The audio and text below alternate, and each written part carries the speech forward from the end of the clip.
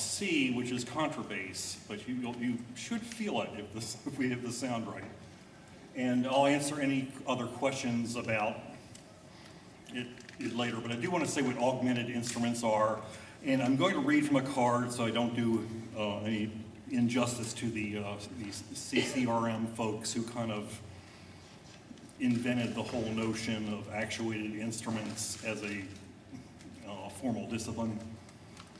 Or they, well, it's arguable what they did, but they are recognized as having done such.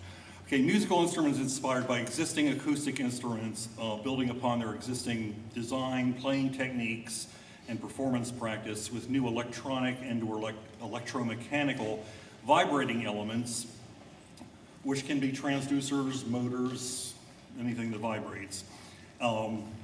These are added to extend the expressive capabilities of the instrument.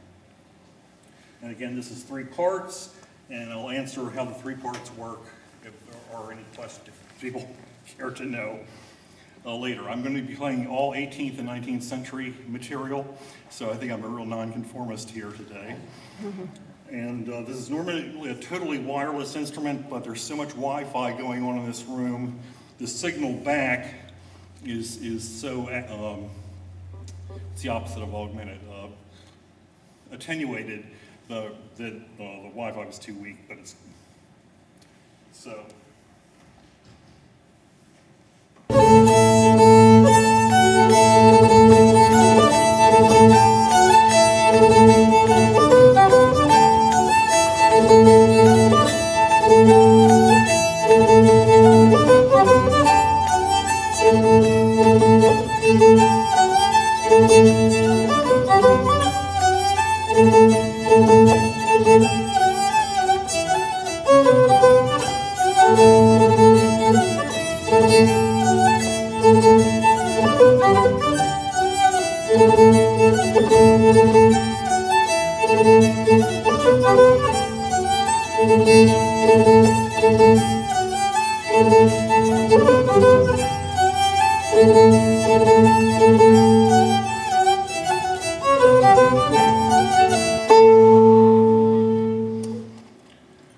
Okay, well, I have more music to play, but you might have some questions.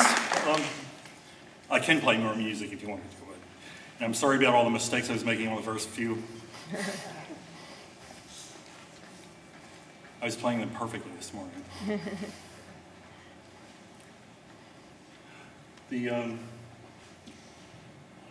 Anyway, this instrument here, you know, as I mentioned earlier, the signal stops at this bridge, which has a whole bunch of piezo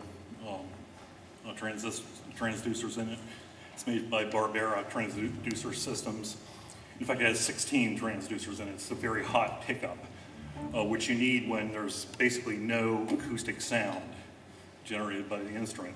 So it sends a signal to wirelessly to an equalizer with all sorts of filters on it. And this is a high-end rock and roll stomp box EQ as opposed to something running on an iPod.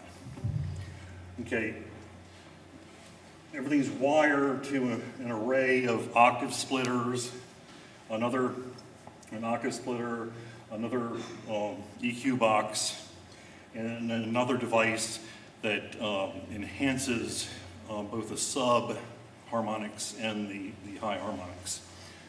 Okay, sympathetic strings. There are Indian Hindi music uses sympathetic strings, of course, on sitars and various other instruments. And there are Western sympathetic strings, and basically, the Western style would be harp guitars. Does anybody know what a harp guitar is? They were popular in the early 20th century as part of mandolin orchestras. There's a resurgence of them. Probably the most famous modern player, who is long deceased, is a motorcycle accident, Michael Hedges. And the whole idea is these strings, if they're tuned right, will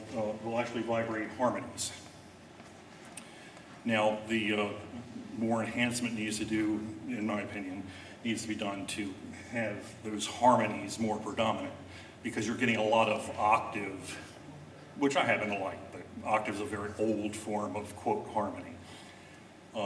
But coming from these strings actually are chords being played on the harmonics.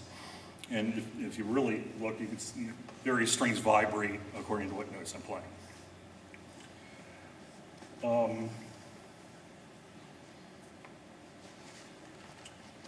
Yes, sir. Can you just do a quick test of that? Like, I just want to see, Oh, because I want to be able to hear the difference between the sympathetic string and the violin. okay, just the, okay. You want just the violin? Okay. Yeah, sure.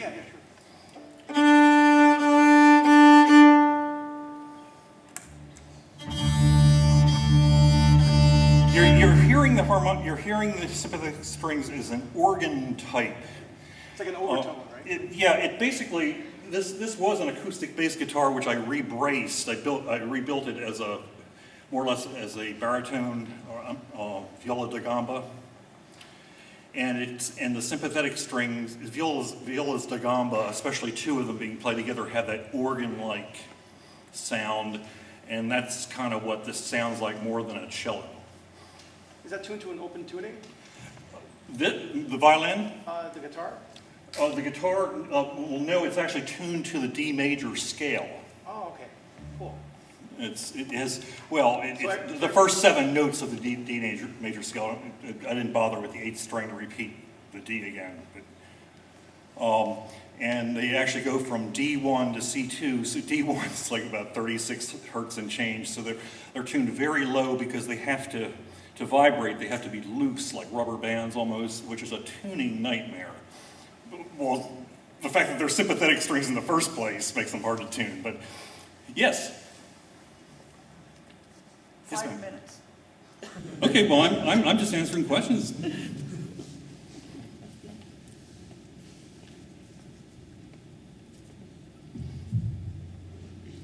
One more tune? Yeah.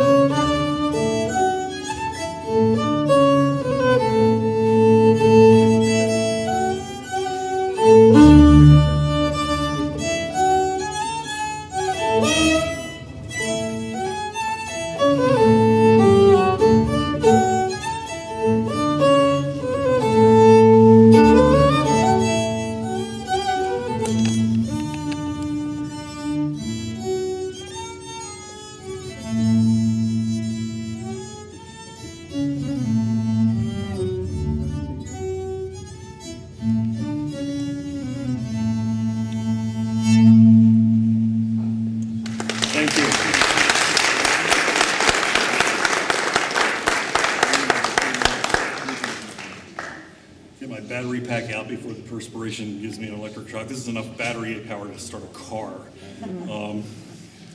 It's a battery pack for one of those big boy and girl toys, those RC radio controlled race cars that are 3 feet long and go 80 miles an hour. This is the battery pack that powers them. Well, thank you very much.